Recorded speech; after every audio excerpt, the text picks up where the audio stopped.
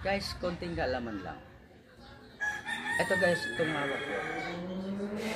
Valve plate ito guys. Ibig sabihin, ito kasi guys motor eh. Ngayon, ang valve plate niya, tignan nyo, yan. Kabilaan siya guys, may tatlong butas. Yan. Ibig sabihin yan, pag nakikita kayo ng ganito, arrow, yan. Ibig sabihin yan, tatlong butas, puro pressure yan guys. Pag sa motor, pag sa pump iba. Kasi pag pump, yung valve plate ng pump, isang suction, isang pressure, or isang discharge. Kaya, eto guys, pag nagkabit kayo nito, may gatla yan dyan, oh. Lalagyan ng dowel yan guys.